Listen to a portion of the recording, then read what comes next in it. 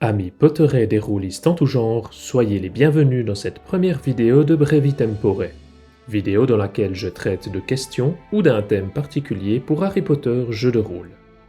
Je suis Kull, et dans cette vidéo nous allons nous attaquer à l'argent des personnages joueurs au début de leur année scolaire, et aux questions les plus fréquemment posées sur celui-ci. Autant le dire tout de suite, la question de l'argent dans Harry Potter jeu de rôle a longtemps fait débat, et est encore aujourd'hui sujette à de nombreuses questions et interrogations, autant pour les joueurs que pour les maîtres du jeu. Et comme l'argent est le nerf de la guerre, il convient de mettre au clair certains points pour que tous les personnages joueurs puissent débuter leur année scolaire de manière sereine, avant que le scénario ne se charge de leur mettre des bâtons dans les roues. Commençons donc par le commencement en répondant à une question importante. Est-ce que tous les joueurs ont droit à de l'argent en commençant leur année ?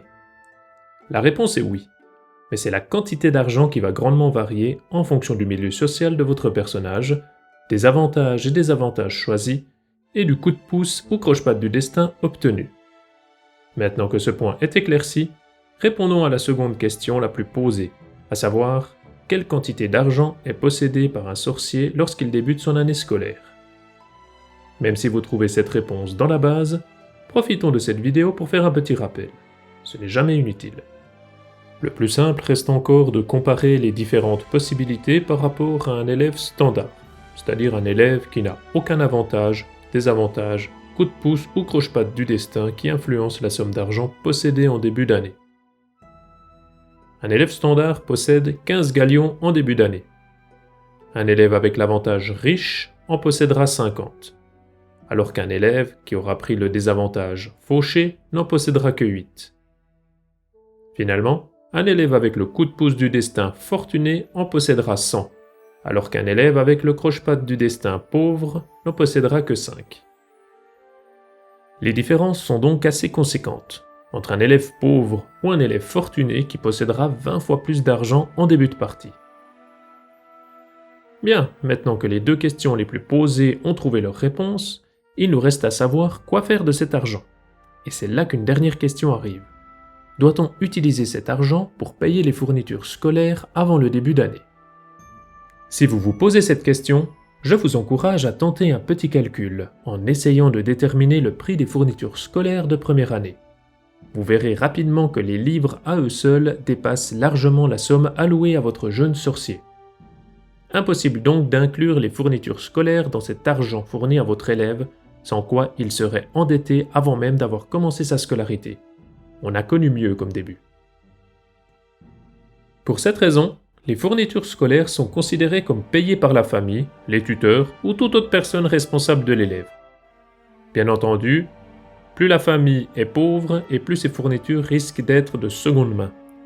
En témoigne notre très cher Ron Weasley et les nombreuses boutiques de seconde main qui se trouvent sur le chemin de traverse. Nous arrivons presque au bout de notre réflexion sur l'argent de votre personnage. Reste à savoir à quoi celui-ci lui servira si ce n'est pas pour les fournitures scolaires. C'est très simple, il s'agit simplement d'argent de poche, pour acheter ce que votre jeune sorcier ou sorcière désire le plus. Soit des bonbons, des chocolats, des choco-grenouilles, des cartes à collectionner, des farces et attrapes, des livres, puis, plus les années passent, du matériel scolaire spécifique, des livres d'apprentissage et tout ce qui lui passera par la tête, du moment que l'objet en question est légal bien entendu. En tant que maître du jeu, il convient de laisser libre cours à leur imagination. De toute manière, si vos joueurs tentent d'acheter des objets prohibés ou dangereux, ceux-ci risquent bien de se faire confisquer par les professeurs avant même d'entrer en leur possession, avec les conséquences qui vont avec, bien entendu. À moins qu'ils n'utilisent d'autres voies moins officielles. Mais nous ne sommes pas là pour leur donner de mauvaises idées.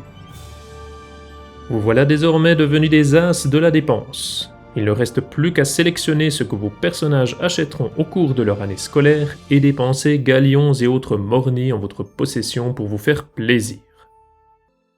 Un grand merci d'avoir suivi cette première vidéo de la série Brevi Tempore jusqu'au bout.